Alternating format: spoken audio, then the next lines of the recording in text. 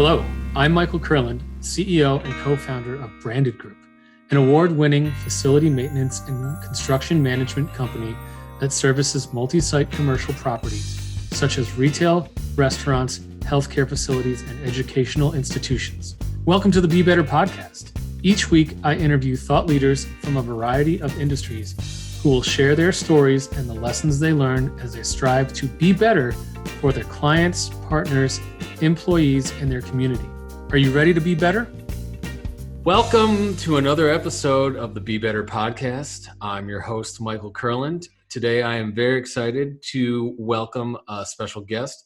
Today, we have Ashley McConnell, PhD, Vice President of Operations for OfficeTrax. Ashley, welcome to the show. Thank you, Michael. You're welcome. We're happy to have you here, and we really would like to know, what do you do and why do you do it? We're going to jump right in. Okay, so as you've alluded to, I'm Vice President of Operations for OfficeTrax. My background is change management, and as you said, I've got a PhD. I kind of toyed with the idea of staying in academia and then realized that I'm pretty much more of a solutions-oriented, character, want to help people, want to listen to their issues that they're having and translate that into something that's, beneficial for them. So I was given the opportunity to come across from Northern Ireland all the way to Canada to work for OfficeTrax. And first out of the gate was to look at what they do, understand what they do, and then that was the kind of the starting point for my career with OfficeTrax. Right now, I'm delve right into looking at the different customer base that we have and translating their needs into a computerized system that's going to help their maintenance software solutions. So every day is a different day. It's different challenges, different personalities, different customers, and different needs. And I just absolutely love working with the customers and trying to figure out some solutions for them that's ultimately going to make their business better. So, I mean, clearly you came across the Atlantic Ocean and just uprooted your whole family to come work for a CMMS. So you must really love it. And what about that? What drove you to do that? Just the fact, like you said, you wanted to help people, help the customers?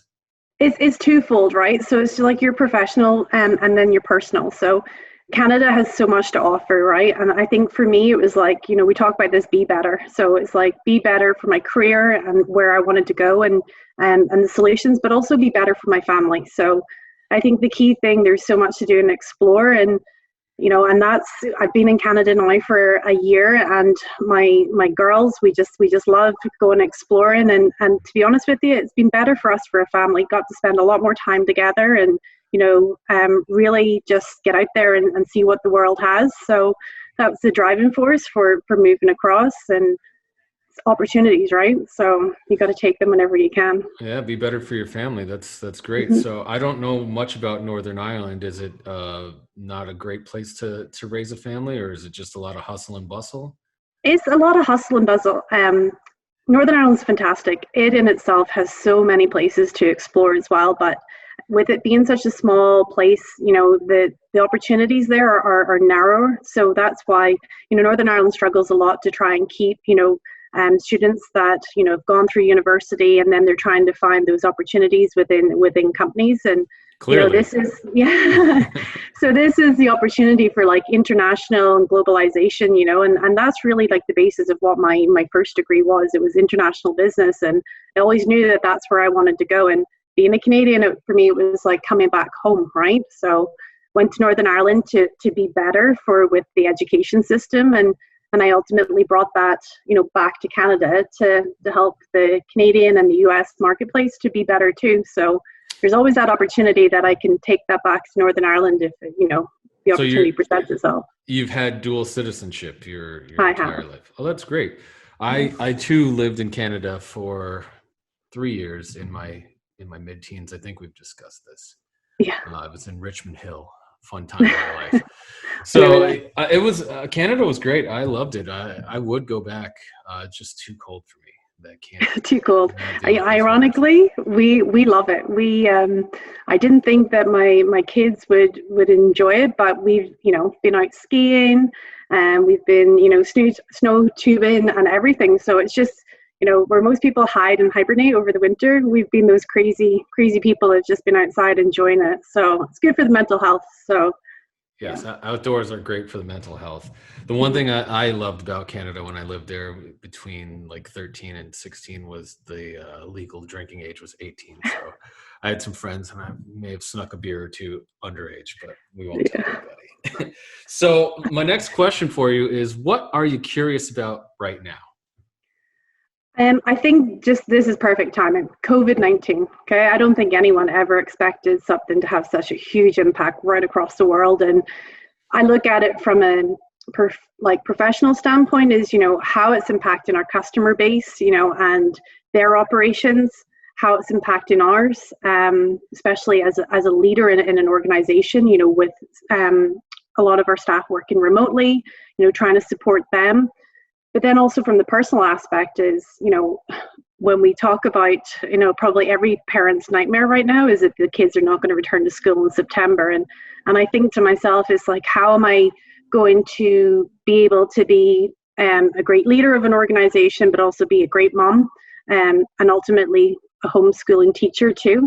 So it's like, which hat do I wear at whatever point during the day? And I think that's something that I'm pretty curious about as to, just how I'm going to deal with it, but also right out there is, there's people within organizations that are going to try to strike that balance too of homeschooling and working remotely, and even living in shared environments and trying to work remotely. It's a challenge. So I'm pretty curious as to what the new normal is going to look like, because ultimately this is a huge change for everybody, and I'm pretty curious as to how everything's going to change in operations wise.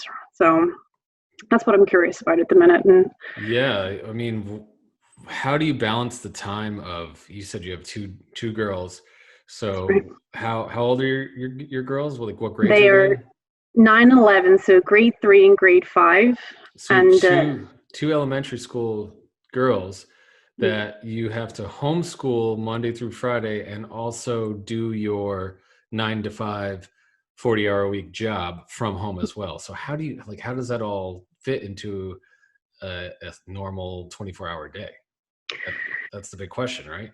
yeah, I think it's just pure chaos, right? And I think at the start I tried to be very routine orientated, and I had said this with other people. It's like, when you're working, right? And don't have the kids running around the background of the phone calls and the Zoom meetings, and that just went straight out the window like day 2. I have kids who are just as curious as what I am as to what's going on in the world, and they're coming up to Zoom meetings and want to see who's there, and asking questions. And some of my staff have also helped with the homeworks, that please don't tell my boss. I know he's probably watching this anyway, but it's the normality, like, of that they're coming and asking you questions. They're trying to be independent. You're trying to encourage them to try and undertake things by themselves. But at the end of the day, you still have to provide support, and that's almost exactly the same in the workplace as well. You're encouraging your employees to be independent, but also provide them support too. So there's just a different age grouping, but it's interesting. I get to see what they're doing in school. They get to see what I'm doing in school, and my youngest has really shown an interest in what we do as and so she's been on a programming course, for the past couple of weeks. So that's been pretty cool. So working from home has been an opportunity for me to see what they really are interested in, and who knows, we might have a new programmer in a couple of years' time working for OfficeTrax. So. Oh yeah, you got another 10 years, and there you go. She'll jump right into that programming. Well, that's cool. I've got a couple of buddies. I personally don't have kids, so I don't have that challenge to deal with. But I got a couple of buddies, and they've been homeschooling their kids the last couple of months towards the end of the year, and they all said the same thing. It was just a nightmare of trying to balance work and homeschool. And there were days where, homeschool lasted 30 minutes because the kids' attention spans were just not there. And I mean, what are you going to do? It's a new balance that I guess we got to find a way to be better about. But I think maybe it'll change the structure up and allow for a lot more creativity, like you said, from both sides, parents. From both sides. Yeah. Yeah.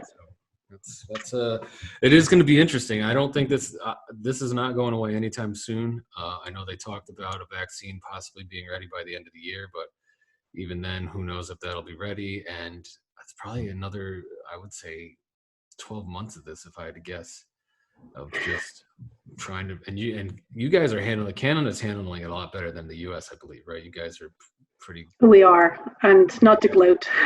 Everybody's handling a lot better than the U.S. right now. Canada's straight out there with, they're pretty regimented, and I respect that, So even with us being back in the workplace, we've got the mandatory masks in the common areas, and it is a little bit strange, and especially if you're wearing glasses, can have a different outlook halfway through the day where you're fogged up, but it's, trial and error with these masks. So, yeah. So you guys are back in the office. You guys are fully functioning back in the office every day. We have them on rotation, so just to keep it safe. And part of that was trying to support, as everybody was kind of moving back to some sort of normality, and stores were opening and our customer base needed us. It was growing need to support them, and we work very much as a team, and I think for us to work better, we miss that socialization, of like getting up and going into the office and chatting. And I know the first people that wanted to be back in the office were those with kids, so it was tapped out. So it was almost like, please let us back in. We did the same thing here. We aren't open. We have a very small rotation, and you have to sign up ahead of time, and there's only 4 spots for the whole office. Mm-hmm. And that's of an office that normally holds 85 people, because we're not fully opening. I don't know if we'll ever fully open back up for a while. I haven't been to the office in 4 months because I just have no desire to go. I can do all of my stuff from home. But it's funny, the four rotating people either have kids or like something on their home life that they're just like, I just I need to get into the office. It's fine. It's equivalent to getting out to a restaurant or a bar at night. So that's the way I look at it sometimes. There's also a kegerator in our office, so I have a feeling that is probably being sipped on more often than it should be. But during these times, I'm not gonna go crazy about that, right? So coping mechanisms, Mike. Yeah. I mean, alcohol in America, alcohol and marijuana sales are through the roof, and it's because there's nothing else to do, I guess, right? So I've actually taken when I first started, when this whole thing first came out, I was like, no, I'm not going to drink at all. I'm going to get into great shape. And then I went through the next period where I was like, probably going to drink more than I should. And now I'm back to like very regimented on alcohol, because it can get away from you quick, and that is definitely not being better. So no. So let me ask you this: what motivates you to be better? What is your driving force? I think being a role model. So that covers being a role model to my kids, and being a role model within work. So, and to be honest with you, my kids are the most important. That I'm showing them, how important it is to be, at work and organized and have routine, and, just delivering. And that's really what motivates them. I see 2 kids who watch me daily, and it's amazing what kids observe throughout the day. The Zoom meetings, my youngest and the eldest, they have to do them with school, and they were able to do it themselves because they had watched me, and it's amazing what they glean throughout the day. But also being better and helping, keep some sort of normality for our staff. It is stressful. It is super stressful right now, and I just want to make sure that that if I can alleviate any pressure for my staff, then that's what I've got to do. So that really motivates me to be better. But I'm also that type of person that's always driving for perfection. And characteristically, professional development is always something that's really important to me. So anything happens, I kind of look at it and sort of lessons learned, right? Typical project manager, what did I do well? What did I not do well? What could I do moving forward? And what have I learned from that situation? So that's essentially how I work as an individual. And, I'm driven by the fact that I have 2 kids that I just want them to see where they can go in this world. So. Well, again, I don't have children, but I'm sure when I do, they will be the driving force for me to be better. But currently, I can relate to what you're saying about your staff. I mean, I've got a staff of between furloughed and unfurloughed 85 people that I just don't want to let down. We want to make this company thrive, and especially during the current times, it's hard, but we've actually are starting.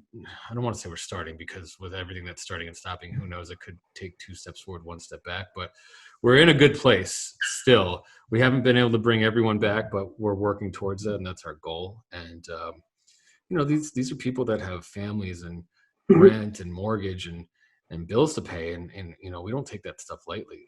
We want to make sure that Branded Group is this rock that's there for them to come back to. And so in a lot of everything I do, it's just making sure that I'm doing the best for, I guess, my extended family, right? So I can totally relate to that. So cool. Well, let's move off of the work talk a little bit, and let's talk about you. How are you being better to yourself at these current times?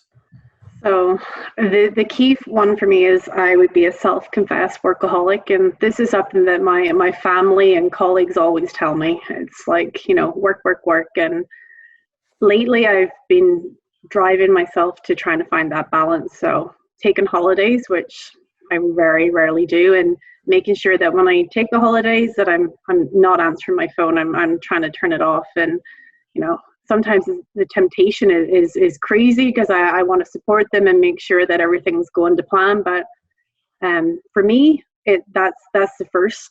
I know we said we were moving away from work, but unfortunately, it just seems to be my life circulates around work, and I'm not very good at trying to shut it down. So key other things are when I'm coming home, it's like switching my phone off, and we're doing organized like games nights with the girls, and like different activities, and getting out walking, and just focusing on my mental health as well, and spending time with my kids and trying to understand how they're feeling with this situation. Because for me, it's like we've moved to Canada, we moved in June, and then come March, everything just changed for them. So they were just transitioning naturally into being at school in a whole new system. And then all of a sudden, it's just everything's up in arms. So for me, it's like the focus is on being with the kids and trying to support them through that massive change in their lives. And ultimately, that's making me a better person, because, sitting down with them, understanding their needs and their emotions, and just taking time out is where I'm trying to get to right now. So yeah, and they're right at that age too, right? I remember I moved a couple times when I was a youngster, and like they didn't just move like down the street to the next school system. They moved across the pond, right? So making new friends, and then being like, they probably just started making new friends, and now having no access to said new friends other than Zoom calls, which I don't know if that's normal for children these days, right? So no, right? So that just makes you have to be a better parent, right? You have to find a way to keep them entertained and all that stuff. Well, I like it. I think mental health is very important. I think that it's something that we don't put enough time and effort into. I too am guilty of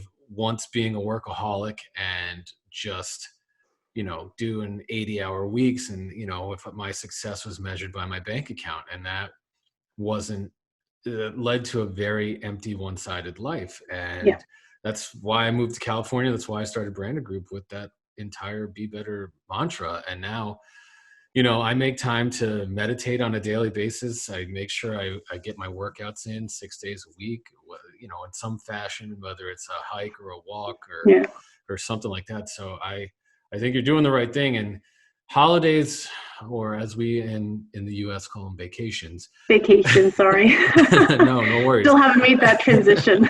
Right. So, I'm guilty of it too. Just, checking my phone. I'm sitting poolside somewhere. When I finally do cut away, and I'm still checking my phone, reading my emails. Oh my God, this thing went awry. Let me call this person. It's like, come on, all that stuff is still going to be there when you get back. And like, there's nothing so critical that's going to happen that you're going to like lose your entire business overnight. Right. So, you got to take that time to disconnect. You got to take that time to like recharge the battery so you can be better for your employees and for your kids. Mm-hmm. So anyway, just my thoughts. So now we will go into a work related question. How are you being better professionally? What are you doing? What are you bringing with this? You said you're a change management agent. What does that mean, and how are you being better at that? I think, to be honest with you, change is typically planned, right? For most organizations. And for the COVID-19, you're put right on the back foot. So you had one day to prepare. So, we had been away for the RIFMA conference, and we came back and we had a day to turn around to get everybody working remotely. So there wasn't much planning in place, and we had just some new employees had started with us, and so I think the key thing was the lack of planning. You just had to respond accordingly, and to be honest with you, the key thing for them is communicating effectively. What are you guys working on? What do you need help with? You've gone from seeing people who are like knocking on your door and, seeing their demeanor and understanding if they're having a good day or a bad day. And now you're at the other end of the phone, and it's really, really hard to judge, are they stressed? Are they happy? And so it's like all of a sudden my phone's constantly, ringing, and I'm seeing them like beeping through the line, and I just can't get to everybody. And I kind of went through a period where I felt like I had abandoned some of the staff, because I'm trying to do customer calls, and then they've got 101 questions. And so for me to try and be better with them is like planning that time. I'm like, send me a meeting marker.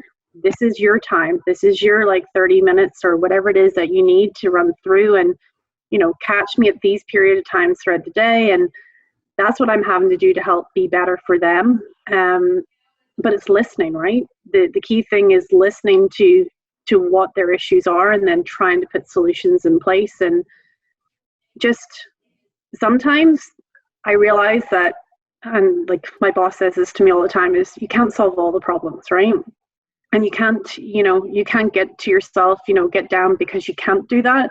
So sometimes you just got to help whoever it is that has the problem, to let them work through it and figure out what their solution is. So present them with some ideas, and then just being there is essentially what I'm trying to do for the employees. But that's why I'm kind of glad we're getting back into the office, because I'm very much like body language. I can tell when they come in like what I need to do, and bring my humor. So I think that's one of the things that I try to help with is, we've got some stressful situations, and I bring my humor in there, and I'm also trying, myself to alleviate the stress that they have, and try not project the stress that I have onto them. And that's a huge thing that I'm trying to do to help with my staff. So, and as any leader in an organization is like, there's a lot of stress there, and you don't need to project that onto your employees. So, I mean, you covered a lot right there. Definitely projecting stress is, you as a VP, and for me as a CEO, you deal with a lot more than everyone else is dealing with. And there's some stressful days where, a client is mad and they may want to pull their account or something like that. And you're trying to work through that. But then, you got 3 different people that need 10 minutes of your time, like you said, and you still are 15 minutes of your time, and you need to be able to be present and focus and listen, which was a really good thing that you said. I think being able to listen as a salesperson, that's the biggest skill that you possess as a salesperson, is to be able to listen. But I digress. So just, being able to stomach all that stress, or chest load that stress, and not, portray the frustration of something else going on because someone else needs your time, when they actually need your time as a leader in the organization. So, well, I think scheduling is also great, and being back. Yeah. So good. All these things are good. All these things are good. I like it, but I want to talk a little bit more about this change agent. Like, where did this come from? I love the title, change agent. Like, so what makes you a change agent? Aside from code, like, let's not talk about code, like in normal times, right? Like, how are you a change agent? What is that? Well, the whole basis of my research for my PhD was about making sense of information, right? And I think the key thing that is listening. I think people forget about communication and how different people have different communication needs, and how you communicate with them, how frequent you communicate with them is important. But taking that into like a workplace scenario is, leaders of organizations are concerned about the change of their organization, right? And how it impacts the company and the processes, and obviously the financial impact there too. But realistically, is employees don't care about that, right? They want to know how it impacts them. So it's being able to identify the differences, like when we're trying to communicate to the employees what they're more interested in, and what they don't care about. So making sure that you're open and transparent with them is so important. So and that's what kind of we try to do within our organization, is making sure that there's that two-way flow of communication. So and I think there's a lot of arrogance amongst a lot of organizations that those leaders are the they're the professionals, they're the experts. But you said about me being the expert. I have to say that I depend on my experts, and they're my staff, right? They know that business inside out. They know the processes, they know the customers. And to me, it's like, I may be an expert in keeping everything going and changing and reacting to the change. But at the end of the day, my staff are in my eyes, the experts, because they keep it going, they keep that business, running, from the ground up, and that's where the knowledge is. So I may be an expert in being able to identify that and extract it and utilize that information. And it's like when we have changes, first place I go to is like, what ideas do you guys have? What do you think, right? So, Sorry, go ahead. That's just the kind of the way that I operate. So what I do then is just take that information and translate it into something that's workable. So yeah, I think you touched on some great points. There's a lot of organizations out there where the arrogance, like you said, we've always done it this way. This is the way we're going to do it, and do your job, go to your desk, be quiet, right? Or go to your home computer now and be quiet. But yeah.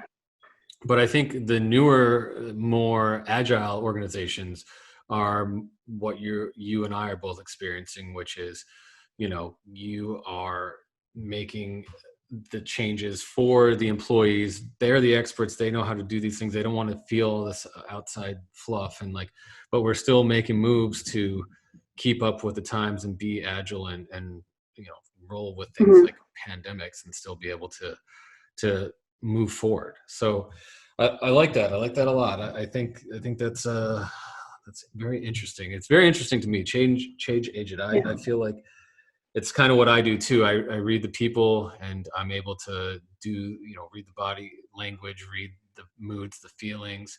It's why it's a sixth sense, I guess, that I've always thought that's made me very successful, that I've been able to tap into. So, some one form of discipline may work for employee A, and it may make employee B want to quit and run the other way, right? So you got to be able to read your audience, which I guess is change agent, right? Because you got to be able to give them what works best for them. So this has been a very interesting interview. It's been great having you on. I got to ask you one last question though. Okay. What do you consider yourself to be an expert at, and what is your best advice to our audience to become an expert at said thing? An expert. I think everyone thinks right away because I have a PhD, I'm an expert. I think any expert would know that they're not going to be an expert in anything. So that is probably not the answer you're looking for. Being an expert is knowing that you always have learning to do and that you glean everything off of everybody and always be a sponge, right? So don't be arrogant, just, every day is a learning day. So you can, joking around, me asking you yesterday, what time zone am I in? So, it's just Eastern. It's Eastern. I know, things you learn, right? So, but yeah, being an expert is just, just realizing you've always got to learn. I don't even know. For once, there I am lost for words, but I just think that relationships are so important in everything that you do in walk of life, and just don't be arrogant and not listen. So that's key to success, in my opinion. I think that's great advice. I think, stay humble and always use everything as a learning experience, because you never know. I mean, I've picked up books off Uber drivers. I've learned different things from random people that I just have met in passing. So always be open, right? Always be open. Yep. So be real. Be real. Be authentic. Be authentic. Yeah, that's it. So Ashley, thank you so much for coming on. If our audience would like to get a hold of you or OfficeTrax, how can they do that? They can find me on LinkedIn. I'm Ashley McConnell on LinkedIn. You'll probably find me if they're following you. They can also email me, ashley.mcconnell@officetrax.com, and look forward to hearing if anyone wants to follow up. Well, great. Thanks, Ashley, so much for coming on today. It's been a pleasure. And audience, thank you for tuning in. Until next time.